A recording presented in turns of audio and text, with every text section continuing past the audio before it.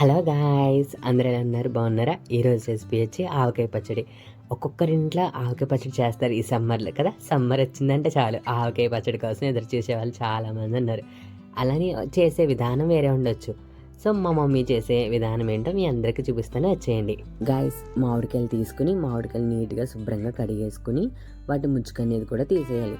ముచ్చుకు తీసేసిన తర్వాత వాటిని ఒక క్లాత్ సహాయంతో నీట్గా తుడిచేసుకుని చిన్న చిన్న ముక్కల కింద కొట్టించుకున్న వాటిని లోపల ఉన్న లేయర్ ఉంటుంది, వైట్ లేయర్, దాన్ని శుభ్రంగా తీసి తుడిచేసుకుని ఫ్యాన్ గాలి కింద ఆరబెట్టుకోండి. మేమైతే నైట్ కాబట్టి ఫ్యాన్ గాలి కింద ఆరబెట్టాం. మీరు మార్నింగ్ అయితే 1 అవర్ ఎండలో పెడితే సరిపోతుంది. తర్వాత కొంచెం మెంతులు తీసుకుని మెంతులు కొంచెం ఫ్రై చేసుకుని దాన్ని కచ్చబెచ్చ దంచుకుని పౌడర్ కింద చేసుకుని పక్కన పెట్టుకోండి. తర్వాత నేను చూపించిన ఇంగ్రీడియంట్స్ అన్నీ తీసుకోండి. ఇవన్నీ ఆ ఆవకాయలో మనం వేస్తాం. నైట్ అంతా ఆరబెట్టాము ఫ్యాన్ గాలి కింద. సో అది కొంచెం డ్రై అయిపోయింది. అలానే డ్రై ఉండాలి, మరీ ఎక్కువ ఎండలో పెట్టి డ్రై చేసేయకండి, ఓకేనా గైస్.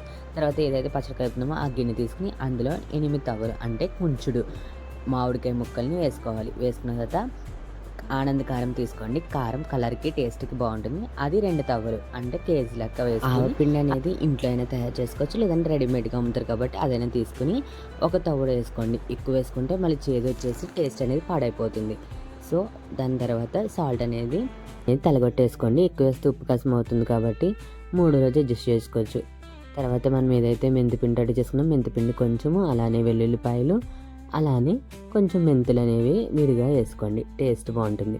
ఇవన్నీ వేసుకున్న తర్వాత వేరుశనగ నూనె మాత్రమే తీసుకోండి. ఇవన్నీ కలపడానికి ఎంత నూనె అయితే పడుతుందో అంత నూనె వేసుకోవాలి. తర్వాత జాడీ తీసుకుని జాడీలో కొంచెం ఆయిల్ కింద వేసుకుని పైన మొత్తం తయారు చేసిన ఆవకాయ పచ్చడి అంతా వేసేసుకోండి. వేసుకున్న తర్వాత ఒక క్లాత్ సహాయంతో మంచిగా టైట్గా నేనంతా పచ్చడి అయిపోయిన తర్వాత ఆ గిన్నె కోసం ఎదురు చూస్తాను. గిన్నెలో వేడివేడి అన్నం నెయ్యి వేసుకుని తింటే అమ్మని మర్చిపోలేం, ఆవకాయని మర్చిపోలేం. అంత రుచిగా టేస్టీగా ఉంటుంది. మీకు కనుక మా ఆవకాయ నచ్చినట్లయితే కనుక లైక్ చేయండి, షేర్ చేయండి, సబ్స్క్రైబ్ చేయండి. అలానే మీరు కూడా ఆవకాయ చేసుకుని ఎంజాయ్ చేసేయండి. నచ్చితే మాత్రం సబ్స్క్రైబ్ చేయండి.